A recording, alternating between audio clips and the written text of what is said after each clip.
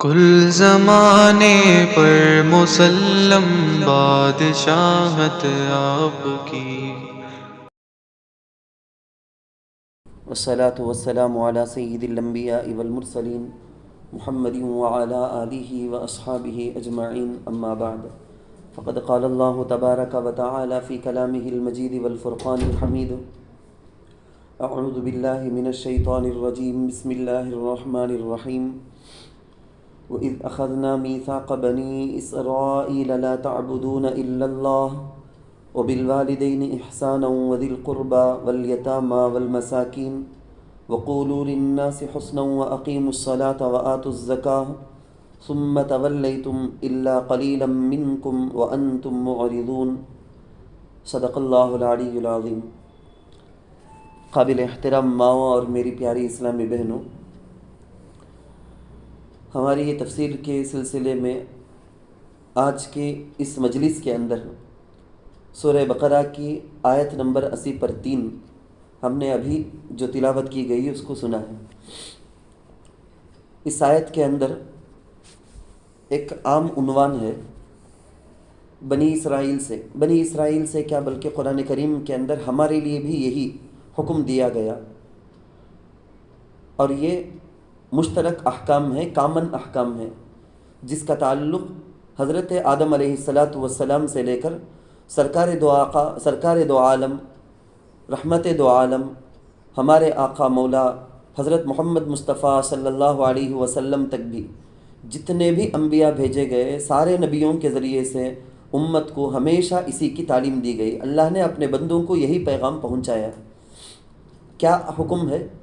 لا تعبدون الا اللہ۔ سب سے پہلے توحید، شرک کی نفی کرنا، اللہ کے ساتھ ذات میں، طاقت میں، صفت میں کسی کو بھی شریک نہیں ٹھہرانا، یہ ماننا کہ ان طاقتوں میں صرف اور صرف اللہ کے پاس اللہ ہی اکیلا ہے، اور یہ ماننا کہ میری عبادت صرف اور صرف اللہ کے لیے ہوگی، اللہ کے علاوہ کوئی عبادت کے لائق نہیں۔ اور اللہ نے ہمیشہ سے انسانوں کو یہ حکم دیا کہ جس طرح سے اللہ نے انسانوں کو عدم سے وجود بخشا ہے، اسی طرح سے مجازی طور پر والدین، ہر انسان کے وجود کے لیے والدین ذریعہ اور سبب بنتے ہیں، ریزن ہوتے ہیں دنیا میں آنے کے لیے۔ تو اللہ نے ہمیشہ اپنے حق کے بعد انسان کو اس کے اپنے ماں باپ کا حق ادا کرنے کی تاکید کی ہے۔ قرآن میں جگہ جگہ اس کا تذکر آتا ہے۔ یہاں بہت زیادہ تفصیل کرے بجائے نہایت اختصار کے ساتھ میں آگے کی بات بتاؤں۔ اللہ نے ماں باپ کے ساتھ حسن سلوک کا حکم دیا، رشتہ داروں کے ساتھ، یتیموں، بے سہارا جو لوگ ہوتے ہیں ان کے لیے، غریب، فقیر، مسکین، ان لوگوں کی مدد کی تعلیم دی۔ یہ سب احکام وہ ہیں جو کسی بھی شریعت کے اندر معدوم نہیں تھے، ہر شریعت میں ہر نبی نے اپنی امت کو یہی بتایا تھا۔ تو یہ کامن حکم ہوتے ہیں یہ۔ وَقُولُوا لِلنَّاسِ حُسْنًا، آگے یہ بھی بولا گیا ہے کہ لوگوں سے نرمی سے اچھی باتیں کرنا۔ وَأَقِيمُوا الصَّلَاةَ وَآتُوا الزَّكَاةَ، نماز، اللہ تعالیٰ نے جسمانی اعتبار سے جو عبادت لازم کی اس کو، مال میں جو عبادت لازم کی اس کو، یہ سارے اللہ تعالیٰ کی سارے احکام کو مان کر اللہ کی فرما برداری بجا لانا۔ ہونا تو یہ تھا کہ ایک نہیں، ہزاروں کے انبیاء جس بنی اسرائیل میں اللہ تعالیٰ نے بھیجے، اور سارے ہی نبیوں کی کامن مشترک تعلیم یہی تھی جو ابھی آپ نے سنی۔ تو ہونا تو یہ تھا کہ قوم یہود کے اندر یہ ساری چیزیں 100%، 100% کامل اور مکمل طور پر یہ ساری چیزیں پائی جاتی، مگر اللہ حفاظت کرنا، ہماری اس امت محمدیہ بھی، اس کے اندر بھی یہ ساری کمیاں، ساری خرابیاں پائی جاتی ہیں، حالانکہ ہم کو بھی ڈائریکٹ قرآن اور حدیث کے ذریعے سے ان کی تعلیمات، ان کا حکم دیا گیا ہے۔ اللہ کے ساتھ شرک، اللہ کی طاقت میں، اللہ کی صفات میں دوسروں کو شریک ٹھہرانا، جیسے یہ کہنا کہ پیدا کرنے والا تو اللہ ہی ہے، لیکن روزی فلاں بزرگ دیتے ہیں، لیکن اولاد فلاں بزرگ بھی دیتے ہیں، لیکن شفا فلاں بزرگ بھی دیتے ہیں، فلاں قبر میں جائیں، فلاں مزار میں جائیں، فلاں درگاہ کو جائیں تو ہماری یہ مرادیں پوری ہوگی۔ اللہ کے ساتھ کسی طاقت میں دوسرے کو شریک ماننا۔ ماں باپ کے ساتھ حسن سلوک کے بارے میں بہت لمبا بیان ہو جائے گا، کتنی تاکید، ہر شریعت کے اندر، ہر آسمانی کتاب میں اس کا حکم تھا۔ اور رشتہ داروں کے ساتھ حسن سلوک کا، اللہ حفاظت کرنا، ہماری اپنی باتیں، ہم آگے اپنی نسلوں میں یہ رشتہ داری کے بارے میں اس کی اہمیت اور ان کے نام، ان کا کیا ادب، ان کا احترام کیا کرنا، یہ ساری چیزیں ہم اپنے بچوں کو سکھانا آج بھول ہی گئے ہیں۔ اس کا بڑا خطرناک انجام ہوگا۔ بچے اپنے دادا، بچے اپنے چچا تایا، بچے اپنے ماموں خالہ، کسی کا بھی احترام نہیں کریں گے، کسی کی بھی عزت نہیں کریں گے۔ انگریزی نہیں بلکہ اردو کے جو پیارے پیارے الفاظ ہیں، انگریزی میں سارے رشتہ داروں کے لیے انکل کا اور آنٹی کا لفظ نہیں، اصل رشتوں کی اہمیت کا پتہ ان الفاظ سے چلتا ہے جو پیارے پیارے الفاظ اردو کے اندر ہمارے پاس استعمال میں ہیں۔ عربی میں بھی ایسے ہی ہر رشتے کے لیے الگ الگ لفظ۔ یہ انگریزی کی تہذیب گھسا کے ہم اپنے بچوں کو بھی برباد نہ کر لیں، ہم باقاعدہ پیارے القاب سکھائیں۔ دادی کو دادی می بولنا، دادی بولنا، یہ سکھانا ہے، گرینڈ ماں، گرینڈ پا نہیں، اور جو بھی ہو، پھوپھی ہو، خالہ ہو، کوئی بھی ہو، سب کو آنٹی بولنا نہیں، بلکہ ان کے جو رشتے کے حساب سے جو نام بنتے ہیں وہی سکھانا ہے۔ اور ایک بات جو ہے وقولوا للناس حسنا، کہا جاتا ہے کہ اس کا حکم تو تمام آسمانی کتابوں کے اندر تھا۔ اللہ تعالیٰ نے حضرت موسیٰ علیہ السلام کو، حضرت ہارون علیہ السلام کو فرعون کے پاس بھیجا، ساتھ میں یہ تعلیم دی وقولا لہ قولا لینا۔ کس کے پاس بھیج رہے ہیں؟ فرعون کے پاس۔ فرعون سے بڑا بدبخت تو ہمارے سامنے آنے والوں میں سے کون بھی نہیں۔ ہم تو مسلمانوں سے بات کرتے، ایمان والوں سے بات کرتے۔ اچھی طرح سے یاد رکھ لینا میری اسلامی بہنوں، میں حضرت موسیٰ، حضرت ہارون علیہ السلام سے افضل تو نہیں ہوں، میرے سامنے والا فرعون سے بدتر تو نہیں ہے، لیکن ہماری باتیں ایسی سخت، ایسی چبھنے والی، ایسے دلوں کو کاٹ دینے والی، پھاڑ دینے والی، آنکھوں میں آنسو لانے والی، دلوں کو چیر کر رکھ دینے والی، کیسے سخت زبان والے ہم بن گئے ہیں۔ معمول باتوں کو بھی چبائے بغیر بولنا ہم کو آتا ہی نہیں۔ یہاں کیا تعلیم دی گئی؟ قولوا للناس حسنا۔ ہم کبھی دوسروں کے سامنے تو ایکٹنگ کر لیتے ہیں، اپنے آپ کو اخلاق والے بتانے کے واسطے کسی اور کے پاس تو باہر میں کسی مجلس میں چلے گئے، کسی مجمع میں بیٹھ گئے، کسی جگہ چلے گئے، وہاں تو اپنے آپ کو بڑے نرم مزاج والے، نرم باتیں کرنے والے، اچھے اخلاق والے، وہاں تو ہم اپنے آپ کو بتا لیں گے، لیکن گھر کے اندر خود اپنے بچوں کے ساتھ کیسا چڑ پڑ کے بات کرنا، اپنے شوہر کے ساتھ، اپنے بھائی کے ساتھ، اپنی والدین کے ساتھ، گھر والوں سے شروع کرو۔ اگر تم نرم مزاج والے، نرم گفتگو والے ہو، داعی، دین کے دعوت دینے والے جو داعیہ ہوتے ہیں، ان کے لیے سب سے پہلی شرط ہی یہی ہے کہ نرمی سے بات کریں۔ نرمی سے بات کرنا بہت ضروری ہے۔ یہ رسول اللہ صلی اللہ علیہ وسلم نے یہی سکھایا۔ مسجد میں آتے ہیں، ایک دیہاتی، ایک صحابی انجانے میں مسجد میں پیشاب کر دیے، کیسا غصہ، آگ بگولا ہونے کی بات تھی۔ نبی علیہ السلام نے پانی منگوایا، پانی ڈالا، صحابی کو بلایا، نزدیک بٹھایا، نرمی کے ساتھ سمجھایا اللہ کے رسول نے، ایسے کہ بالکل وہ فدا ہو کے رہ گئے، اپنی جان دینے کے لیے بھی تیار حضور کے لیے۔ ایک صحابی آ کے زنا کی اجازت طلب کرتے ہیں، یا رسول اللہ زنا کی اجازت دے دیجئے، میں مسلمان رہتا میں، لیکن ذرا زنا کرنے کی اجازت دے دو۔ کیسی نرمی سے حضور علیہ السلام نے پوچھا کہ تمہاری خالہ ہے، تمہاری خالہ کے ساتھ کوئی ایسا کرے، تمہاری بیٹی ہے، تمہاری بیٹی کے ساتھ، تمہاری اپنی بہن ہے، بہن کے ساتھ کوئی ایسا کرے تو تم کو پسند آئے گا کیا؟ ایسے ہی تو جس عورت کے ساتھ تم زنا کرو گے وہ بھی تو کسی کی خالہ، کسی کی بیٹی، کسی کی بہن، کسی کی ماں ہوگی نا، وہ ان کو پسند آئے گا کیا؟ ایسا زبردست نرم انداز سے بات کر کے دلوں کو جیتنا، اور ہمیشہ کے لیے تربیت ایسی ہوتی ہے، دوسروں کی اصلاح کرنے۔ شادی کے اندر آج کل کیا کیا رسوم ہوتے ہیں، نسبت کے نام میں کیا کیا رسوم۔ یہ دو عورتیں ملے گی تو بات تو کرے گی کہ اصلاح کرنا ہے، لیکن اپنے گھر کا مسئلہ آ جائے گا تو وہاں ساری چیزیں بھول جائے گی، وہاں اصلاح کا ارادہ تک بھی نہیں ہوگا۔ نرمی ضروری ہے، نرمی ضروری۔ حضور علیہ السلام ایک خبر کے پاس سے بیٹھ کر عورت واویلا شور مچاتے ہوئے، چیختے ہوئے دیکھے تو حضور علیہ السلام نے اس کے صدمے پر صبر کرنے کی تلقین دی۔ اس عورت کو حضور علیہ السلام کون کر کے معلوم نہیں تھا، یہی میرے نبی ہے نہیں معلوم تھا، تو بول دی تم نہ کیا تکلیف تو مجھے نہ ہے، سو میری تکلیف کا اندازہ تم نہ نہیں ہے۔ آرام سے بولنے والے کو بولنا آسان ہے، کس کے اوپر گزرتا ہے کہ ان کچھ نہ معلوم کر کو، ایسا لفظ بول دیے۔ بخاری شریف میں، مسلم شریف میں، ابو داؤد میں، سب حدیث کی کتابوں کے اندر یہ حدیث ہے۔ اس عورت کو بتایا گیا، ارے پگلی، یہ جس کے پاس تم ایسی بدزبانی کرتے ہو یہ تو حضور علیہ السلام ہے، ہمارے نبی ہیں۔ تو وہ اٹھی، دوڑتے ہوئے چلی آئی، حضور کے گھر کو پہنچتی ہے، کوئی واچ مین نہیں، کوئی دربان نہیں. حضور علیہ الصلوۃ والسلام ایسے نرم مزاج کے کوئی نہیں. سیدھے آئے, اللہ کے رسول صلی اللہ علیہ وسلم کو سلام کری. حضور بولے کہ کیا بات ہے؟ بولنے لگی کہ یا رسول اللہ مجھے نہیں معلوم تھا, اس لیے میں ایسے بدتمیزی کے ساتھ بات کر دی, مجھے معاف کر دو. حضور علیہ الصلوۃ والسلام نے فرمایا الصبر عند الصدمۃ الاولی, بڑی نرمی کے ساتھ. حضور کا طریقہ ہی یہی. ہم گاؤں گلی کے لیے تو اصلاح کی باتیں کرنے تیار, لیکن اپنے گھر والوں میں نہیں. اپنے شوہر کے ساتھ ہم نرمی سے بات کرتے ہیں کہ نہیں؟ اپنے بچوں کے ساتھ ہم نرمی سے پیش آتے ہیں کہ نہیں؟ اس بارے میں خیال تک بھی نہیں رہتا. عورتیں عموماً یہ سمجھ جاتی ہیں کہ ہمارے سے بڑا ہوشیار کون. صحیح بات ہے, آپ سے زیادہ ہوشیار تو نہیں, لیکن ہمیشہ مردوں کے بارے میں یہ سمجھتے ہوئے کہ ہم نہ سب بھی آتا, ہم نہ کیا بھی کون بھی کیا بھی, بولنے سکھانے کی ضرورت نہیں, پورا آتا, ہم نہ سب بھی آتا. یہ بولنے کا کہ مرد بنے سب عقلچ نہیں, بے وقوف, کیا بھی سمجھ نہیں, کتا بولے تو بھی سمجھ نہیں, یہ سب بولتے رہنے کا. پھر ساتھ میں وہ عورتانچ بولنے کا کہ ہمیں تمہارے سے کیا بھی کم نہیں, ہمیں مرد بنے سے کیا بھی کم نہیں کا تو پھر کیا مطلب اس کا؟ مرد بنے بے وقوف کہتے. پھر عورتاں بولنے کا ہمیں کیا بھی تمہارے سے کم نہیں کر کو. تو میری اسلامی بہنوں, میں یہ کہنا چاہتا ہوں کہ نرمی کے ساتھ بات کرنے کی یہاں اللہ تعالیٰ تعلیم دیتے ہیں. میں بزرگوں کے اولیاء کی ایک بات آپ کو لاسٹ یہ بتا دینا چاہتا ہوں کہ ہمارے محدثین اولیاء یہ بتاتے ہیں کہ دیکھو اس آیت کے اندر یہود اور نصارہ سے نرمی سے بات کرنے کی اللہ تعالیٰ تاکید کرتے ہیں, تعلیم دیتے ہیں. تو مسلمان تو یہودی نصرانی کے جیسا کافر یا ان سے بدتر تو نہیں نا, لیکن ہم کیوں بات کرنے کے وقت آپس میں ایک دوسرے ایسی سختی میں آ جاتے ہیں؟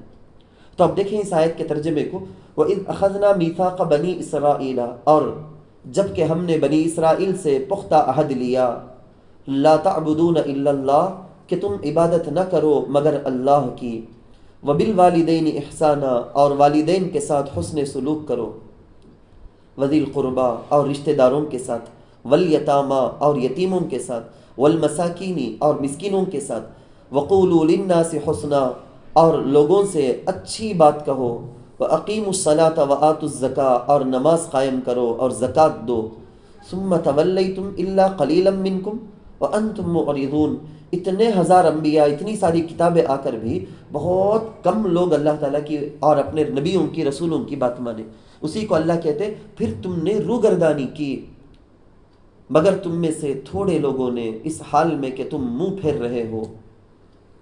آگے کی آیت ہے وَإِذْ أَخَذْنَا مِيثَاقَكُمْ لَا تَسْفِكُونَ دِمَاءَكُمْ. اس آیت کے بارے میں کیا؟ یہود بہت ساری چیزوں میں عہد شکنی کیے, وعدہ خلافی کرے, اپنے وعدوں کو توڑے. اللہ تعالیٰ اس آیت کے اندر کہتے ہیں کہ 3 وعدے یہودیوں سے لیے گئے تھے. سب سے پہلا یہودیوں کو یہ کہا گیا تھا کہ دیکھو ہرگز آپس میں لڑنا جھگڑنا نہیں, ایک دوسرے کو تکلیف نہیں دینا, لڑ کر جھگڑ کر ایک دوسرے کو قتل نہیں کرنا, ہرگز بھی نہیں کرنا, یہ یاد رکھو. نمبر 1. نمبر 2, یہودیوں سے یہ وعدہ لیا گیا, یہ ان سے عہد لیا گیا کہ ہرگز آپس میں ایک دوسرے کو تکلیف نہیں پہنچانا, یعنی ایسی تکلیف پہنچانا, ایسا تنگ کرنا کہ انہیں گھر چھوڑ کر چلا جائے, وہ محلہ خالی کر کے چلا جائے, وہ شہر خالی کر کے دوسری جگہ چلا جائے, ایسا تنگ کر کے ایک دوسرے کو اپنے ملک سے, اپنے وطن سے, اپنے شہر سے باہر نکالنے کی اجازت نہیں. نمبر 3, یہودیوں کو یہ بولا گیا کہ دیکھو اے یہود, تمہارے میں سے, تم یہودیوں میں سے کوئی شخص اگر جیل چلا گیا ہے, ارسٹ ہو گیا ہے, قید خانے میں ہے, کوئی اس کی کیا بھی غلطی نہیں, اس کا کوئی گناہ نہیں, بغیر گناہ کے, بغیر جرم کے اگر وہ جیل کی سزا کاٹ رہا ہے, تو اس کو پیسے دے کر, اپنی طاقت سے, اپنی صلاحیت سے, اپنی باتوں سے سفارش کر کے, تمہارے پاس ایک عہدہ ہے, وہ عہدہ کو یوز کر کے جیسا ہو سکتا اس کو ریلیز کرانے کی, چھڑانے کی, یہ ذمہ داری تمہاری ہے. کرانا جیسا بھی ہو سکتا ہے کرنا ہے. اچھا ہوا کیا؟ اس کے لیے ایک شارٹ پس منظر ایک بولتا ہوں میں, بہت مختصر انداز میں بولتا ہوں میں. مدینہ منورہ میں مشرکین کے 2 بڑے بڑے قبیلے تھے. ایک قبیلے کا نام ہے اوس اور ایک قبیلے کا نام ہے خزرج. اور مدینہ منورہ کے آؤٹ ڈور میں, سائڈ میں, باہر کے طرف میں, اطراف و نواح میں 2 یہودیوں کی بڑی بڑی قوم تھی. ایک قوم کا نام ہے بنو نذیر, دوسری قوم کا نام ہے بنو قریظہ. اور اس میں ہوا کیا, یہ جو مشرک 2 قوم ہے نا, یہ آپس میں ہمیشہ لڑ کر مرتے, ہمیشہ لڑتے رہتے. جب مدینے کے آؤٹ ڈور میں جو یہود مالدار, عقل مند, سمجھدار قبیلے ہیں, تو ایک مشرک قوم نے ایک یہودی قوم سے ٹائی اپ کر لیا تھا, یعنی معاہدہ کر کے دوستی بنا لی تھی, معاہدہ, اگریمنٹ. دوستی بنا لی تھی. یعنی ایک سائڈ ایک یہودی قبیلہ اور ایک مشرک قبیلہ، دوسرے سائڈ میں بھی ایک یہودی قبیلہ ایک مشرک قبیلہ. کیا ہوا؟ اوس اور بنو قریظہ آپس میں دوست، خزرج اور بنو نذیر یہ آپس میں دوست. جب بھی دو مشرک قوموں کی لڑائی ہوتی نا تو لڑائی میں اگریمنٹ کی وجہ سے ساتھ دینے ان کی دوست جو یہودی قوم ہے وہ بھی ساتھ آ جاتی. اب ظاہر بات ہے ان کے مد مقابل میں لڑنے کے لیے اپوزٹ ٹیم میں جو رہیں گے وہ مشرک قوم بھی ہوگی اور یہود قوم بھی ہوگی. تو یہ آتے لڑائی میں آتے خود یہودی اپنے دشمن جو قوم سامنے یہودی آتی ان کو قتل کرتے، ان کو مارتے، ان کو تنگ کر کے ان کے اپنے گھروں سے، محلوں سے، بستی سے باہر بھی نکالتے. ان کو پوچھا جاتا کیا یہ ایسا کرتے ہیں؟ تو بولتے کہ ہاں ہم کو ہمارے اپنے دوست مشرک قوم کے ساتھ مل کر اپنے یہودی قوم کو مارنا پڑتا، تکلیف دینا پڑتا، ستانا پڑتا، لیکن کیا کریں، دوست قوم کا ساتھ نہ دینے سے شرم آتی ہے ہم کو. ہمیں اگریمنٹ ڈال لینے کیا، اب ان کی مدد کرے بغیر رہنے شرم آتی ہے. لیکن جب بھی کوئی یہودی ارسٹ ہو کر آ جاتا تو ہر سائڈ میں یہودی قوم ہے نا، وہ کیا کرتی ہے اپنے مشرک دوست جو قوم ہے نا، میں زیادہ مشکل تو نہیں ہوتا ہوگا، میں بہت آسان انداز میں سمجھاتا ہوں. یہ یہودی قوم، ہر یہودی قوم اپنے مشرک قوم کے پاس گھگا کر، منا کر، پیسے دے کر، کیسا بھی کر کے ان کو منوا کر جو یہودیاں ارسٹ ہوئے ان کو آزاد کر دیتے، ریلیز کرا دیتے. اپنی سفارش کر کو، بات کر کو، پیسے دے کو، جیسا ہو سکتا ریلیز کرا دیتے.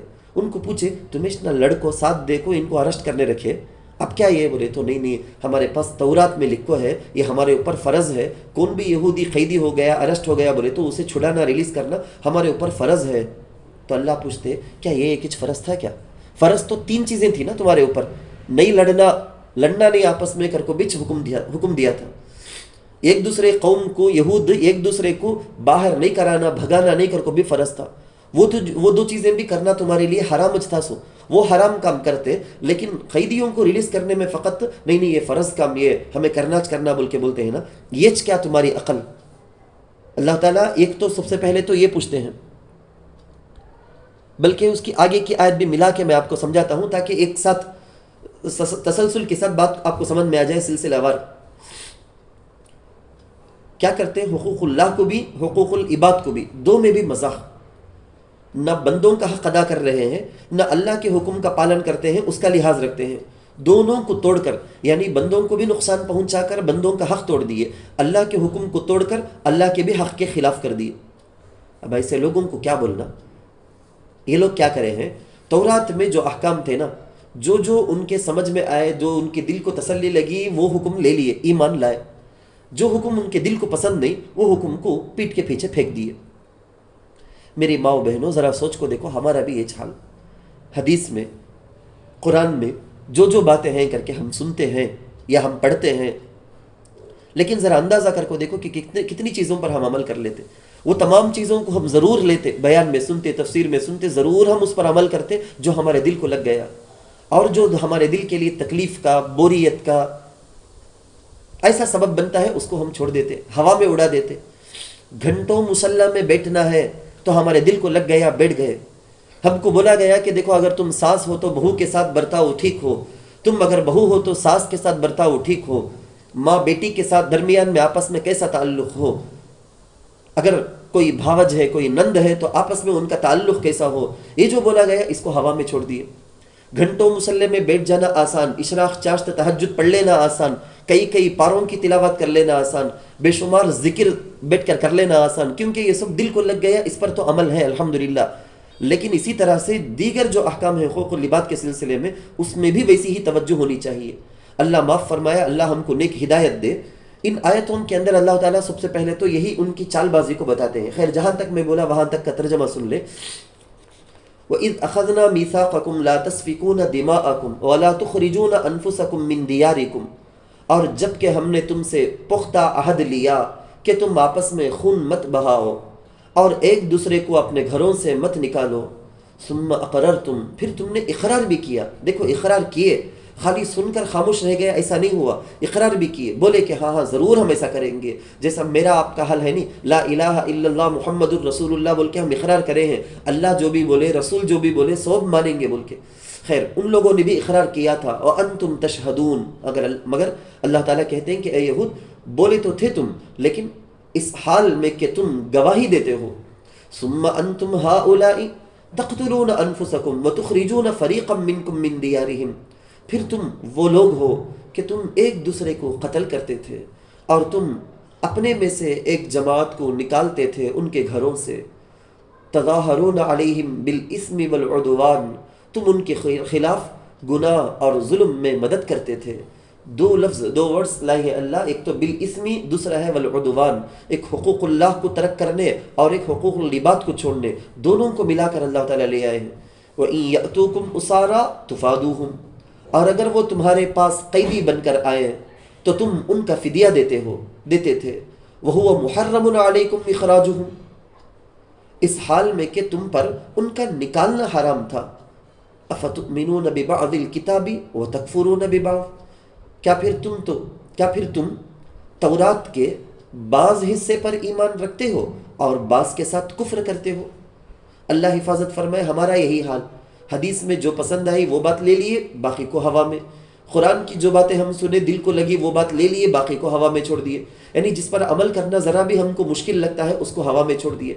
اب تین اقرار، ان لوگوں پر تین چیزیں فرض کی گئی تھی مگر دو پر تو عمل نہیں کرتے تھے، ایک چیز کو بڑی پابندی کے ساتھ وہ عمل کرتے تھے. اللہ پوچھتے ہیں کیا تمہاری مرضی کیا؟ تورات میں سے بعض پر ایمان لائے، بعض کو ہوا میں چھوڑ دیے. تمہاری مرضی ہے کیا؟ نہیں، مرضی تو نہیں ہے. تو اللہ بڑے غصے میں پوچھتے ہیں ایسا کام کرنے والوں کی سزا کیا؟ کیونکہ میری بہنوں آپ سمجھنا، خالی جان لینے کا نام ایمان نہیں ہے. ہاؤ یہ قرآن اللہ کی کتاب، ہاؤ حضور ہمارے نبی یہ حدیث ہیں ان کی باتیں جان لینے کا نام ایمان نہیں ہے. ویسا رہے تو شیطان تو سب سے زیادہ جانتا تھا نا حق کیا ہے، اللہ کون کر کو. خالی جاننے کا نام ایمان نہیں ہے. جیسا یہود بھی جان تو لیے تھے، نالج تو تھا، لیکن نہیں مانے بول کے اللہ تعالیٰ ان کو کافر بول کے، آج کی تفسیر میں آپ سنو گے جگہ جگہ اللہ ان کے کفر کے بات کرتے ہیں. اللہ کیسا وہ کافر ہو گئے؟ نہیں ماننے کی وجہ سے. تو خالی جاننا نہیں ہے، ماننا بھی ضروری ہے. اگر یہ کمی ہمارے اندر ہے تو ہم آج ہی توبہ کر کے دور کرنے کی کوشش کریں گے. تو اللہ تعالیٰ پوچھتے ہیں کہ جو لوگ ایسا جو مرضی ہے وہ مانے، جو مرضی ہے وہ نہیں مانے، تو ایسے لوگوں کو کیا سزا ہونی چاہیے؟ خود اللہ سوال کرتے، پھر اللہ ہی جواب دیتے. اللہ بولتے ہیں کہ دیکھو یہ تو اللہ کے جس حکم کو مرضی ہے مانے، باقی کو چھوڑ دیے بولے، تو یہ اللہ کی بات ماننا نہیں، اپنے نفس اور اپنے شیطان کی بات ماننا ہوا ہے. اسے یہ تو اللہ کے ساتھ مذاق فن کرنا ہوا، کامیڈی کرنا ہوا اللہ کے ساتھ. تو اللہ کہتے ہیں کہ ایسا جو یہ لوگ کریں نا، ان کی غلطیاں دو ہیں تو ان کی سزائیں بھی دو. کیا دو سزائیں؟ نمبر ایک یہ ہے کہ دنیا کی زندگی میں ان کو رسوائی ملے گی، بڑے ذلیل حقیر ہو جائیں گے یہ. نمبر دو، قیامت کے دن ان کو خطرناک عذاب ہوگا، اشد العذاب. کئی کو اشد العذاب؟ اس لیے کہ وہ عذاب تو کبھی بھی ختم ہونے کا نہیں نا، خالدن، ہمیشہ کا وہ عذاب نہ. اس لیے اللہ تعالیٰ اسے بولے کہ سخت عذاب ہوگا قیامت کے دن. اور واقعی یہ دو چیزوں میں سے پہلی چیز جو ہے نا وہ حضور علیہ الصلوۃ والسلام کے زمانے میں چھو گیا. یعنی دنیا کی زندگی میں ذلت ان کے ساتھ ہو گئی. ایک موقع پہ مسلمانوں کے ساتھ بد عہدی کیے، معاہدہ توڑ دیے، اگریمنٹ توڑ دیے، تو ان کو سزا کے طور پر ان کو بنو نذیر کو، یہود میں سے بنو نذیر قبیلے کو جلا وطن کیا گیا، مدینے سے بھگا دیا گیا. بنو قریظہ کے بھی اگریمنٹ کو توڑے تھے تو ان کے مردوں کو قتل کیا گیا تھا. سورہ احزاب، سورہ حشر میں اس کا تفصیلی واقعہ ہے، تو انشاءاللہ وہاں پر دیکھ لیں گے ہم. اس آیت کے اندر اللہ تعالیٰ وہی سوال کر کے جواب دیتے ہیں فَمَا جَزَاءُ مَن يَفْعَلُ ذَلِكَ مِنكُمْ، پھر اس شخص کی سزا کیا ہوگی جو تم میں سے اس کو کرے. پھر اللہ کہتے ہیں اِلَّا خِزْيٌ فِي الْحَيَاةِ الدُّنْيَا، سوائے دنیاوی زندگی میں رسوائی کے. وَيَوْمَ الْقِيَامَةِ يُرَدُّونَ إِلَىٰ أَشَدِّ الْعَذَابِ، اور قیامت کے دن ان کو سخت ترین عذاب کی طرف لوٹایا جائے گا. وَمَا اللَّهُ بِغَافِلٍ عَمَّا تَعْمَلُونَ. میری محترم خواتین، ذرا سوچنا، اللہ ہم کو بھی یاد دلاتا ہے کہ تمہارا اللہ غافل نہیں ہے اور اللہ بے خبر نہیں ہے ان کاموں سے جو تم کرتے ہو. اولئک الذین اشتروا الحیات الدنیا. بلکہ اس آیت سے پہلے ہم یہ ذرا سوچ لیں کہ اس آیت سے ہم کو سبق کیا ملا ہے. ہم کو پہلی بات تو یہ سمجھ میں آئی کہ ہم کو ایک دوسرے کو واعظ کرنا چاہیے، تذکیر کرنا چاہیے، نصیحت کرنا، بیان کرنا، سمجھانا، لیکن اس کے اندر نرمی کو اپنانا. اور یہ ہدایت کا ذریعہ ہے، سبب ہوتا ہے عموماً. اور یہ بھی معلوم ہوا کہ شریعت کے احکام کو نہیں ماننے کی سزا دو ہے، ایک تو دنیا میں رسوائی بھی، آخرت میں عذاب بھی۔ تو ہماری اپنی مرضی سے ہم کو ماننا نہیں ہے۔ اور یہ بھی ہم کو پتہ چلا کہ قیدیوں کی رہائی کے سلسلے میں اللہ کتنی تاکید کرتے ہیں۔ کتنے سارے مسلمان پوری دنیا کے اندر بے قصور جیل میں سڑ رہے ہیں، خاص طور پر ہندوستان کو لے لو تو کتنے سارے مسلمان بے قصور جیل کے اندر اپنے کئی سال جوانی کا بہت بڑا عرصہ وہیں پر ان کا گزر جاتا ہے۔ تو ہمارے اوپر فرض ہے کہ اپنے پیسوں سے، اپنی طاقت سے، اپنے عہدے سے، اپنے نام سے ان کی رہائی کی فکر کرنا، ریلیز کی فکر کرنا۔ ایک تو میرے اور آپ کے سب کے بس میں ہے کہ دعائیں کرنا، اپنی رات کی دعاؤں میں، مستجاب اوقات کے اندر دعاؤں کے اندر ضرور ان کو خیال رکھنا ہے۔ گھر والوں میں سے کوئی آپ کو نصیحت کرے، بات حق ہو لیکن بڑی لاپرواہی کے ساتھ اس کو اڑا دیتے ہیں، تو اللہ تعالیٰ اس آیت کے اندر اس کو بھی ڈراتے ہیں کہ نہیں، ایسا بھی نہیں کرنا۔ تو مجھے تو یہی سمجھ میں آتا ہے کہ میں اور آپ ہمیشہ یہ کہتے رہیں، رضیت باللہ ربا، میں اللہ سے راضی، وبالاسلام دینا، اسلام میرا مذہب ہے، مجھے اس پر خوشی ہے، وبمحمد النبی، ہمارے محمد صلی اللہ علیہ وسلم میرے نبی اور رسول ہیں، یہ اس پر مجھے بڑی خوشی ہے۔ یہ ہمارا ایمان ہونا چاہیے۔ آگے کی آیت اولئک الذین اشتروا الحیات الدنیا، بڑی پوائنٹ کی بات ہے۔ اللہ تعالیٰ فرماتے ہیں کہ یہود کے اتنے سارے جرائم آپ اتنی آیتوں کے اندر سنیں نا، ہم کو اللہ پوچھتے ہیں کہ پتہ ہے اس کی وجہ کیا ہے، اس کا ریزن کیا ہے؟ اس کا ریزن یہ ہے کہ ہمیشہ وہ دنیا کو اپنے سامنے، آخرت کو اپنی پیٹھ پیچھے ڈالتے تھے۔ دین اور دنیا بلکہ ان کے سامنے آ جائے تو وہ ہمیشہ سلیکٹ کرتے دنیا کو۔ اپنی تمام بدعمالیوں کی، ان کے یہودیوں کی بدعمالیوں کی وجہ، ان کے دل کی بیماری کی جڑ یہی چیز ہے کہ وہ آخرت کو پس پشت ڈالتے تھے۔ پورے قرآن کے اندر جگہ جگہ اللہ تعالیٰ یہ بول کر اسی کی وجہ سے ان کو عذاب ہوگا بولا گیا۔ مجھے ڈر ہوتا ہے ایسی جگہ کے اندر، ہمارا بھی اس امت محمدیہ کا بھی تو آج وہی حال ہو گیا، موت سے، آخرت سے اتنی غفلت، دنیا کو ہمیشہ اپنے سامنے۔ اللہ تعالیٰ نے عذاب کا تذکرہ کرتے ہوئے فرمایا ان کو جو عذاب ہوگا نا اس میں رتی برابر بھی تخفیف نہیں ہوگی، ہلکا نہیں ہوگا۔ اور آخرت کے اندر جو عذاب ہوگا نا، وہاں کوئی دولت متاع، دنیا کی دولت یا دنیا کے کسی کارنامے کی، کسی کی سفارش سے کہیں کچھ کم ہونے کا نہیں ہے، وہاں تو اللہ کا دربار ہے، وہاں تو اللہ کی قدرت ہے۔ اولئک الذین اشتروا الحیات الدنیا بالآخرہ، یہی لوگ ہیں جنہوں نے دنیاوی زندگی کو آخرت کے مقابلے میں خریدا۔ فلا یخفف عنہم العذاب ولا هم ینصرون، پھر ان کا عذاب ہلکا نہیں کیا جائے گا اور ان کی نصرت نہیں کی جائے گی، مدد نہیں کی جائے گی۔ وَلَقَدْ آتَيْنَا مُوسَى الْكِتَابَ وَقَفَّيْنَا مِن بَعْدِهِ بِالرُّسُلِ، اس آگے کی آیت کے اندر اللہ تعالیٰ جو بتاتے ہیں اس کا خلاصہ یہ ہے کہ اللہ تعالیٰ نے یہود کی ہدایت کے لیے بے شمار نبیوں کو بھیجا، بے شمار نبیوں کو۔ وہ سب انبیاء کیا؟ تورات کی، حضرت موسیٰ علیہ السلام کی شریعت کی، اس کی تاکید اور تعلیم دیتے تھے۔ اس میں کیا تعلیم تھی؟ تورات کے اندر بھی یہی تعلیم تھی جو ابھی میں تفسیر کے شروع میں بتایا تھا کہ صرف اللہ کی عبادت کرنا، شرک سے بچنا وغیرہ وغیرہ۔ حضرت موسیٰ علیہ السلام اپنی پوری زندگی اس بات کی تاکید کرتے تھے۔ انتقال ہو گیا حضرت موسیٰ علیہ السلام کی انتقال کے بعد جتنے بھی انبیاء آئے سب تورات کو سامنے رکھ کے حضرت موسیٰ علیہ السلام کی شریعت پر عمل کرنے کی تلقین کرتے تھے۔ پھر نمبر آیا حضرت عیسیٰ علیہ السلام کا، سب سے آخر میں بنی اسرائیل کے اندر، بنی اسرائیل کے نبیوں میں سب سے آخری میں حضرت عیسیٰ علیہ السلام۔ حضرت موسیٰ علیہ السلام سے لے کر حضرت عیسیٰ علیہ السلام تک ہزاروں کے انبیاء، جیسے حضرت یوشع ہے، حضرت شمعون ہے، حضرت داؤد، حضرت سلیمان، حضرت عزیر، حضرت حزقیل، حضرت الیاس، حضرت یونس، حضرت زکریا، حضرت یحییٰ علیہم السلام، بے شمار انبیاء۔ حضرت عیسیٰ علیہ السلام آئے، انکار کرنے لگے یہود، اللہ تعالیٰ نے حضرت عیسیٰ کی نبوت کو انہوں ماننا بول کے بے شمار معجزات اللہ نے عطا کی، مردوں کو زندہ کرانا اور کھلم کھلا معجزات کہ کوڑ کی جو بیماری ہے اس بیماری کو تندرست کر دینا، ہاتھ لگا دیے تو مادر زاد یعنی پیدا ہونے کے وقت سے جو اندھا تھا اس کو بھی آنکھوں کی بینائی نصیب ہو گئی۔ ایسی چیزیں حضرت عیسیٰ علیہ السلام کو انجیل آسمانی کتاب دی گئی۔ یہ ساری چیزیں دے کر کم از کم عیسیٰ علیہ السلام کو ان چیزوں کی وجہ سے تو مان لینے میں آسانی ہو جاندی، یہود کو ہدایت مل جاندے بول کے، لیکن اس کے باوجود وہ لوگ اپنے بری روش میں رہے، حضرت عیسیٰ علیہ السلام کو مارنے کے در پہ تھے۔ آگے کی آیتوں کے اندر اس کا تذکرہ آتا، وہی میں آپ کو بتاتا ہوں۔ میں ان آیتوں کے اندر اللہ تعالیٰ کیا کہتے ہیں کہ ان لوگوں کی بدبختی کا یہ حال تھا حضرت عیسیٰ علیہ السلام کے بارے میں اللہ یہاں پر یہ بھی کہتے ہیں کہ جبرائیل علیہ السلام کا بڑا دخل حضرت عیسیٰ علیہ السلام کے ساتھ. جب حضرت مریم رضی اللہ عنہا کے پیٹ میں حمل ٹھہرا نا، حضرت جبرائیل علیہ السلام ایک پھونک مارے، روح اس کے ذریعے سے حمل ٹھہر گیا. ولادت ہوئی تب وہاں سامنے تھے، ولادت ہو گئی، اس کے بعد سے لے کے کنٹینیو مسلسل حضرت عیسیٰ علیہ السلام کے ساتھ حضرت جبرائیل علیہ السلام رہے ہیں. کب تک؟ جب تک کہ آسمان میں ان کو اٹھا لیا گیا تو حضرت جبرائیل علیہ السلام ہی ساتھ میں لے کر گئے آسمان کو.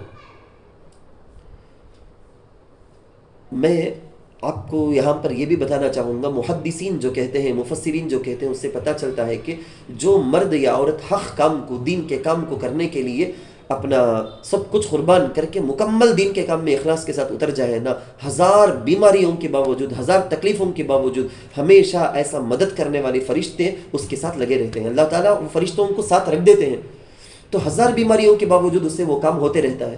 دین کا کام وہ کرنے کا ارادہ کر لے تو اللہ تعالیٰ کام لینے والے لے لیتے ہیں اللہ. تو کبھی کبھی اللہ تعالیٰ یہودیوں پر جو انعامات بنی اسرائیل پر کیے گئے اس کو بول کر یاد دلاتے تاکہ اس کے ذریعے سے سیدھے راستے میں آ جائے. کبھی اللہ ان کے اندر پائی جانے والی برائیوں کو بول بول کر یاد دلاتے تاکہ اس سے تو عقل آ کر وہ توبہ کر کے واپس آ جائے. ہمارے لیے بھی 2 حکم ہے. نمبر 1 یہ ہے کہ جب کبھی اللہ تعالیٰ کی نعمت ہم پر ہوتی ہے تو فوراً شکریہ ادا کرنا ہم پر فرض ہوتا ہے، اور جب کبھی ہم سے گناہ ہو جائے تو فوراً توبہ کرنا ہم پر فرض ہوتا ہے، جو کہ ان آیتوں سے ہم کو سمجھ میں آتا. وَلَقَدْ آتَيْنَا مُوسَى الْكِتَابَ وَقَفَّيْنَا مِن بَعْدِهِ بِالرُّسُلِ، یقیناً ہم نے موسیٰ علیہ السلام کو کتاب دی اور ان کے بعد لگاتار رسول بھیجے. وَآتَيْنَا عِيسَى ابْنَ مَرْيَمَ الْبَيِّنَاتِ وَأَيَّدْنَاهُ بِرُوحِ الْقُدُسِ، اور ہم نے عیسیٰ ابن مریم علیہ السلام کو روشن معجزات دیے اور ہم نے ان کی تائید کی روح القدس کے ذریعے، یعنی حضرت جبرائیل علیہ السلام مراد. أَفَكُلَّمَا جَاءَكُمْ رَسُولٌ بِمَا لَا تَهْوَىٰ أَنفُسُكُمْ، مگر ان لوگوں کا کام کیا تھا معلوم؟ آپ کو اندازہ بھی نہیں. وہ لوگ ایسے بدبخت تھے یہود بنی اسرائیل، ان میں کہ اکثر ایسے بدبختی کا کام کیا. اللہ تعالیٰ کہتے ہیں کہ اے یہود، تمہاری اصلاح کے لیے ہم نے ہزاروں کے پیغمبر بھیجے، معجزات، کتابیں، یہ ساری کی ساری دی، مگر تمہاری نفسانی خواہشات کے خلاف ہے کر کے تم نے انکار کیا، رسولوں کی حقارت کی، بے عزتی کی. ہمارے زمانے میں کسی عالم کی بے عزتی، دین کے داعی کی بے عزتی کرنا بھی اس کا ایک مطلب ہوگا. خیر، ان نبیوں کی بے عزتی ان لوگوں نے کی. ہر پیغمبر، 1 نہیں 2 نہیں، ہر پیغمبر کے ساتھ ان کا یہی خباثت والا، سنگ دلی والا معاملہ ہوا. یہ انتہائی خبیث ہونے کی علامت، انتہائی پتھر دل ہونے کی علامت. کیا کرے حضرت یحییٰ، حضرت زکریا علیہ السلام، پیغمبر، اللہ کے نبی، ان نبیوں کو انہوں نے قتل کیا. کیسے بدبخت ہوں گے. حضرت عیسیٰ علیہ السلام کو بھی ان کے اپنے خیال کے حساب سے سولی میں لٹکا دیے. حالانکہ حضرت عیسیٰ علیہ السلام کو یہ لوگ پکڑنے کے لیے جب جا رہے تھے تو روم کے اندر ان کا ایک آدمی اندر گیا. حضرت عیسیٰ علیہ السلام کو جبرائیل علیہ السلام کے ذریعے اللہ آسمان میں اٹھا لیے. ان کے ایک آدمی کو اس کی شکل، اس کی شیپ دے دی گئی، جو حضرت عیسیٰ علیہ السلام کی جو شکل تھی سیم شکل میں وہ آ گیا. اس کو پکڑ کر سولی میں لٹکا دیے. سمجھ گئے کہ ہمیں حضرت عیسیٰ کچھ سولی میں لٹکا دیے سو بول کے. خیر، نبیوں کو تکلیف دینے کا قصہ ہے نا بہت پرانا ان کا. ایسے خبیث لوگ یہ ہمارے نبی سرکار دو عالم، میرے اپنے ماں باپ سے، میری جان سے بھی زیادہ پیارے، ہم سب کے اپنی جان سے زیادہ پیارے حضرت محمد مصطفیٰ صلی اللہ علیہ وسلم کے ساتھ بھی تکلیف دینے کا یہ معاملہ، یہ سلسلہ ان کا جاری رہا. ایک مرتبہ آپ کو معلوم ہے نا، میں تو بتا بھی دیا تھا، حضرت رسول اکرم صلی اللہ علیہ وسلم پر جادو کیے تھے، سحر کیے تھے یہی یہود، تکلیف دینے، ستانے. ایک بار بکری کے گوشت میں زہر ملا کر دے دی تھی ایک یہودیہ عورت. ایک مرتبہ دعوت کے نام پر بلا کر اللہ کے رسول صلی اللہ علیہ وسلم کو ایک دیوار کے نیچے بٹھائے، بہت بڑی چٹان کو، بڑے پتھر کو لڑکا کے حضور کے اوپر ڈال کے مار دینا، شہید کر دینا چاہتے تھے حضور علیہ السلام کو. اگرچہ کہ اللہ تعالیٰ نے ہمیشہ بچایا، واللہ یعصمک من الناس، اللہ نے بچایا. ہاں، ایک مرتبہ جو ایک عورت نے زہر ملا ہوا گوشت جو کھلا دیا تھا حضور کو مرض الوفات کے وقت میں، امی جان عائشہ رضی اللہ عنہا روایت کرتی ہیں کہ حضور نے مجھ سے کہا، اے عائشہ، اس وقت جو زہر کا گوشت جو کھا لیا تھا، آج وہ حلق کو مجھے کاٹ رہا ہے، میں محسوس کر رہا ہوں. خیر، ان بدبختوں کا نبیوں کے ساتھ کیا معاملہ تھا؟ اللہ اسی کو کہتے ہیں افکلما جاءکم رسول بما لا تہوی انفسکم، کیا پھر جب کبھی تمہارے پاس کوئی پیغمبر آیا ایسی چیزیں لے کر جن کو تمہارے نفس چاہتے نہیں تھے، بما لا تہوی انفسکم، استکبرتم تو تم نے بڑا بننا چاہا، یعنی تکبر گھمنڈ، ففریقا کذبتم پھر ایک جماعت کو، نبیوں کی ایک جماعت کو تم نے جھٹلا دیا، وفریقا تقتلون اور ایک جماعت کو تم قتل کرتے تھے، وقالوا قلوبنا غلف یہ بھی عجیب بات ہے جو آگے کی آیت میں ہے نا، یہ بھی عجیب و غریب بات ہے۔ یہود ہے نا اتنی مستی، یہود بے بہت قوم، اتنی مستی ان کی، پورے باطل عقائد، باطل باتیں، فسادات جو بھی وہ کرتے ہیں نا، سب کا جواب حضور علیہ الصلوۃ والسلام دے دیے، قرآن میں آ گیا۔ اب ان کو چہرہ دکھانے کے قابل وہ نہیں رہے، کون سا بھی راستہ نہیں، علم کے اعتبار سے برابر سے، یعنی پاسبل کوئی یہ جو لاجیکل جو جواب ہوتا ہے، پروف ہوتا ہے، وہ پیش کرنے کے لیے ان کے پاس کچھ بھی نہیں تھا۔ تو آپ بدبخت، آپ سوچ کو بھی نہیں دیکھ سکتے کیا آنسر دیے، کیا جواب دیے وہ لوگ، ریپلے کیا کہہ رہے حضور کو بولے قلوبنا غلف، جسے قرآن کو ہم جزدان میں رکھتے ہیں نا، رکھنا ضروری، الگ سے ایسا قرآن کو رکھنا نہیں، اس کا ادب وہ خیر، قرآن کو ہم غلاف میں رکھتے، کعبۃ اللہ اس کو غلاف چڑھایا گیا ہے، ایسا وہ لوگ کیا بولتے معلوم، ہمارے دل غلاف میں ہیں، یعنی ہمارے دل میں بالکل پورا کا پورا علم، ایجوکیشن پورا کا پورا بھر گیا ہے، پہلے سے علم اور حکمت سے ہمارا دل بھر کو ہے۔ بولے تو اے محمد اب آپ کی بھی ضرورت نہیں، قرآن کی بھی ضرورت نہیں، تمہیں ہم نہ کیا بھی بولو کو، تمہیں بولنے سے کیا بھی ہم نہ نیا ملنے کا نہیں ہے، پورا ہم نہ معلوم، میں شروع میں بولے یعنی عورتوں کے اندر ایک بیماری ہے، ہم نہ پورا معلوم، ہم نہ سب کیا بھی بولنے آ جاؤ کو، یہ ہم نہ پورا معلوم، کیا بھی بولنے کی ضرورت نہیں کر کے یہ یہودی حضور علیہ الصلوۃ والسلام کو بولنے لگے۔ اللہ بولے دیکھو یہ محمد سے یا قرآن سے جو نفرت تمہاری ہے، اس کی اصل وجہ تمہارا دل علم سے بھر کو ہے کر کو سب نہیں، تمہاری اپنی بدبختی کی وجہ سے اللہ نے لعنت کر دیا، اللہ کی لعنت کی وجہ سے تمہیں ملعون ہو گئے، جیسا شیطان راندہ درگاہ ہے نا، اسے دور بھگا دیا گیا، دھتکار دیا گیا، ویسا تمہیں اللہ کے پاس ملعون ہو گئے، لعنت اللہ کی تمہارے اوپر ہو گئی، جس کی وجہ سے تم کو خیر اور ایمان کی توفیق نہیں ملتی ہے، چھین لی گئی ہے۔ وہ سمجھ میں بھی نہیں آتا تمہیں کیا بولتے ہیں، ہمارے دل پردے میں ہے، غلاف میں ہے، محفوظ ہے، تمہارے دل میں لعنت ہونے کی وجہ سے، کفر کا زنگ ہونے کی وجہ سے تمہارے دل میں حق بات کا اثر نہیں ہو رہا ہے، حضور کا یا قرآن کا اثر تمہارے دل کے اندر اس وجہ سے نہیں ہوتا ہے۔ میری ماؤں بہنوں، علم سے ہرگز کبھی بھی بے نیازی نہیں، جتنا بھی علم ہم نہ آیا ہے نا، یہ پورا کا پورا سمجھنا سمندر سے ایک قطرہ پانی کے برابر بھی نہیں ہے، بلکہ پورا کا پورا سمندر باقی ہے۔ ہمارے حضور صلی اللہ علیہ وسلم کو اللہ دعا سکھائے ہیں، رب زدنی علما بول کے، ہم کو بھی یہی تعلیم ہے، ہم ہمیشہ اللہ سے یہ پوچھیں گے، اللہ میرے علم کو بڑھا دے بول کے۔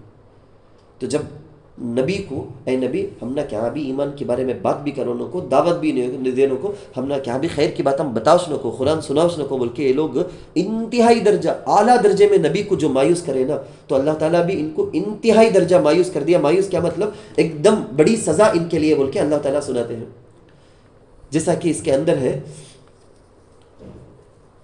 وقالوا قلوبنا غلف، کیا کیسی بات ہے، بل لعنہم اللہ بکفرہم وقالوا، اور انہوں نے کہا کہ ہمارے دل بند ہیں، اللہ بولتے ہیں کہ بلکہ لعنہم اللہ بکفرہم، اللہ نے ان پر لعنت فرمائی ان کے کفر کی وجہ سے، فقلیلا ما یؤمنون، پھر بہت کم یہ ایمان لائیں گے۔ ذرے لوگ تو یہودیوں میں مسلمان ہوئے، لیکن حق تو یہ تھا کہ جب پہلے سے ان کے درمیان نبیاں آئے ہیں، آسمانی کتابیں رہی ہیں، تو پورے کے پورے یہود کو بحیثیت قوم، قوم ہونے کے اعتبار سے پوری کی پوری یہود قوم کو مسلمان ہونا تھا، کیوں نہیں ہوئے، ان کی یہ بدبختی بول کے اللہ تعالیٰ ان کے بارے میں صاف صاف بتا دیے۔ وَلَمَّا جَاءَهُمْ كِتَابٌ مِّنْ عِنْدِ اللَّهِ مُصَدِّقٌ لِمَا مَعَهُمْ، آگے کے بارے میں یہود نبی کو اچھی طرح سے جانتے تھے، پہچانتے تھے، ان کو اچھا معلوم، یہ محمد ہے نا، یہ نبی آخر الزماں ہے، یہ قرآن ہے نا، یہ صحیح کتاب ہے، مگر انکار کیوں کرتے تھے، عناد کی وجہ سے، حسد کی وجہ سے۔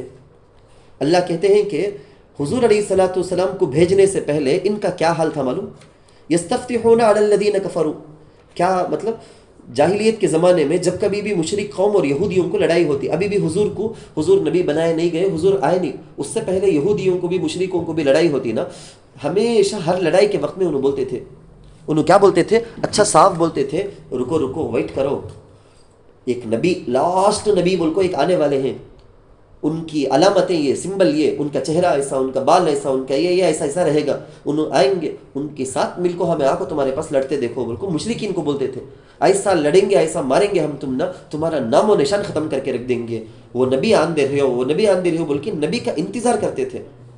لیکن جب نبی آ گئے، آئے کہاں؟ اہل عرب میں آ گئے۔ یہودیوں میں سے ایک حضور علیہ الصلوۃ والسلام پیدا نہیں ہوئے، اہل عرب میں آ گئے، تو ان کا تکبر، ان کا حسد، یہ ہے نا بہت بڑی بدبختی ہے۔ حسد نہیں ہے کر کے بولے تو اللہ اس دل کو مثل آئینہ، ایسے دل کچھ اللہ پسند کرتے، اللہ ایسے کچھ جنتی بنا دیتے۔ کتنے صحابہ کے بارے میں واقعات ہیں، ان کا دل آئینہ کی طرح تھا، جنت کی خوشخبری حضور دنیا میں سنا دیے تھے۔ یہ حسد ہے نا، بہت بری بلا ہے یہ۔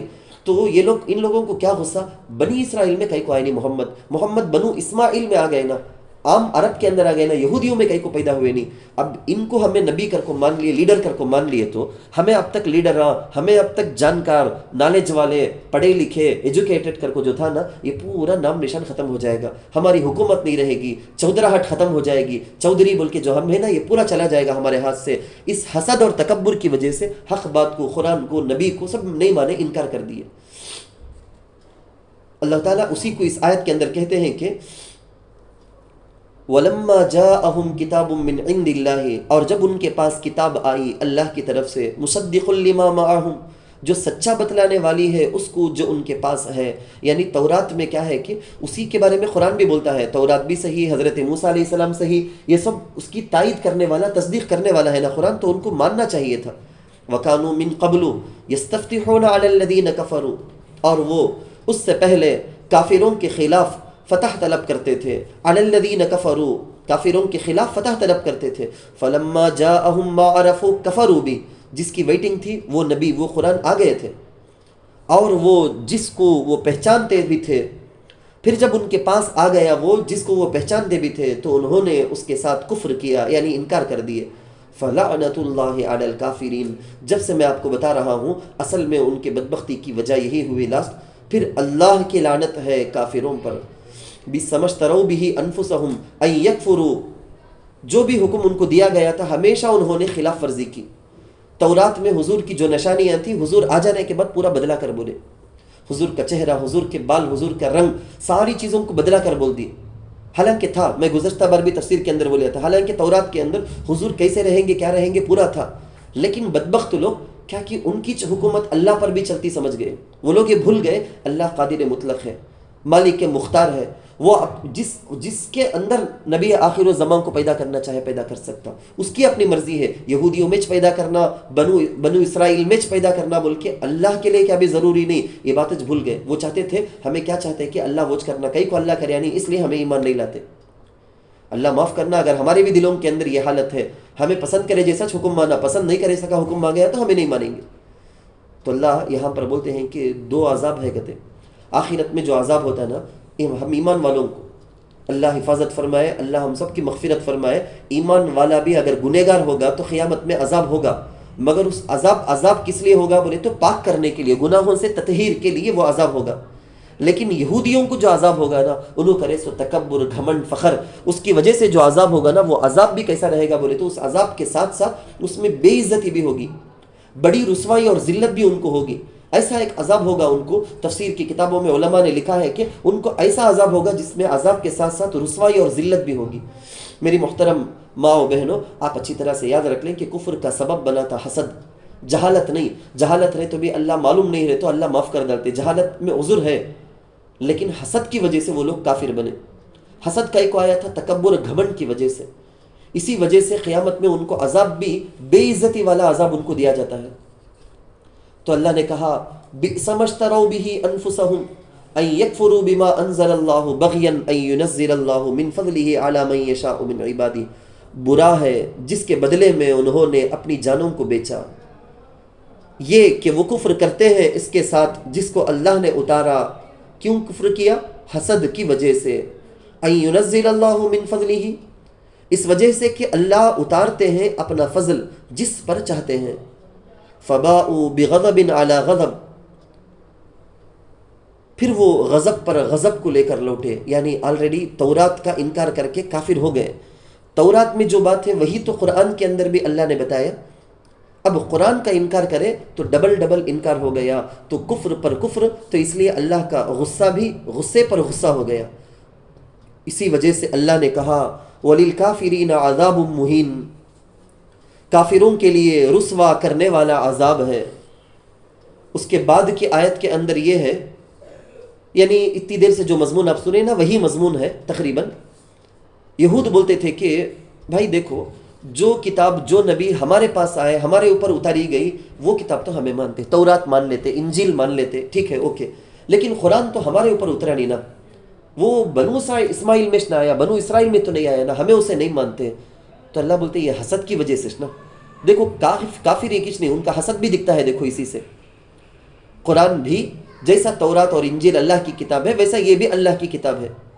پھر اللہ تعالیٰ 3 چیزوں کے ذریعے سے 3 بات بول کر ان کو الزامی جواب دیتے، اللہ ان کو اٹیک کرے جیسا، بالکل گھما پھرا کے اللہ ان کو پھنساتے ہیں بات میں کہ دیکھو، نمبر 1، تمام کتابوں کو حق ہے بول کے تم مانتے، قرآن بھی حق ہے کیونکہ قرآن تمہارے تورات اور زبور انجیل کے بارے میں بھی بولتا ہے، پھر قرآن کا انکار کائے کو کرتے جبکہ قرآن کے بارے میں تمہارے تورات کے اندر بھی بولا گیا۔ نمبر 2، جب تورات میں محمد کے بارے میں، قرآن کے بارے میں ساری باتیں ہیں کہ اس پر ایمان لانا، اس کو ماننا ضروری ہے، اب تمہیں انکار کرے تو خالی محمد اور قرآن کو انکار کرے جیسا نہیں، تورات اور حضرت موسیٰ سارے نبیوں کو بھی انکار کرے جیسا ہوا۔ نمبر 3، تم نے نبیوں کو قتل کیا۔ ذرا بولو کیا کہ بڑا زور دعویٰ کرتے نا تمہیں، ہمارے اوپر اتری سو کتابوں پر ہمیں ایمان لاتے بول کے، تورات میں کچھ کو سا نبیوں کو قتل کرو بول کے تھا، وہاں بھی تو یہی حکم تھا نا، تورات انجیل میں بھی نبیوں کی عزت کرنا، نبیوں پر ایمان لانا، ان کو لیڈر بنانا بول کے، پھر تم نبیوں کو قتل کائے کو کرے؟ اتنا نہیں بلکہ کون قتل کرے کہ ایسے یہودیوں کو تمہیں اپنا لیڈر، اپنا پیشوا، اپنا بڑا کئی کو مانتے، مقتدی کئی کو مانتے۔ اسی چیز کو اللہ تعالیٰ اس آیت کے اندر پوچھتے ہیں، وَإِذَا قِيلَ لَهُمْ آمِنُوا بِمَا أَنزَلَ اللَّهُ، اور جب ان سے کہا جاتا ہے کہ ایمان لاؤ اس پر جو اللہ نے اتارا ہے، قَالُوا نُؤْمِنُ بِمَا أُنزِلَ عَلَيْنَا وَيَكْفُرُونَ بِمَا وَرَاءَهُ، تو وہ کہتے ہیں ہم ایمان لائیں گے اس پر جو ہم پر اتارا گیا ہے، اور وہ اس کے علاوہ کے ساتھ کفر کرتے ہیں، یعنی جو ان پر اترا نہیں اس کا انکار کر دیتے۔ وَهُوَ الْحَقُّ مُصَدِّقًا لِمَا مَعَهُمْ، حالانکہ وہ حق ہے، سچا بتلانے والا ہے اس کو جو ان کے پاس ہے، یعنی ہمارے حضور بھی، قرآن بھی، ان کے پاس جو نبیاں ہیں، ان کی جو کتابیں ہیں، سب کی تصدیق کرنے والے۔ قل، اے نبی صلی اللہ علیہ وسلم آپ فرما دیجئے ان یہودیوں سے، فَلِمَ تَقْتُلُونَ أَنْبِيَاءَ اللَّهِ مِنْ قَبْلُ، تم کیوں قتل کرتے تھے اللہ کے نبیوں کو اس سے پہلے، ان کنتم مؤمنین، اگر تم مومن ہو، یعنی اگر تمہارا تورات زبور انجیل پر ایمان ہے تو پھر اس میں بھی تو ایسا تو نہیں تھا نا کہ نبیوں کو قتل کرو بول کے، ایسی بدبختی کیوں کی ہے؟ اللہ تعالیٰ سے دعا کریں کہ اللہ تعالیٰ ہم کو جو مرضی ہے اس کو ماننے، جو مرضی اس کے خلاف انکار کرنے سے بھی اللہ ہم کو بچائے، کامل ایمان پر داخل ہونے، نرمی سے گفتگو کرنے، اور جن احکام کو بھی قرآن حدیث میں ہم سنتے ہیں ساری چیزوں کو ایمان رکھنا، جاننا، ماننا، عمل کرنا، اللہ ان سب کی ہم کو توفیق عطا فرمائے، آمین۔ وآخر دعوانا ان الحمد للہ رب العالمین۔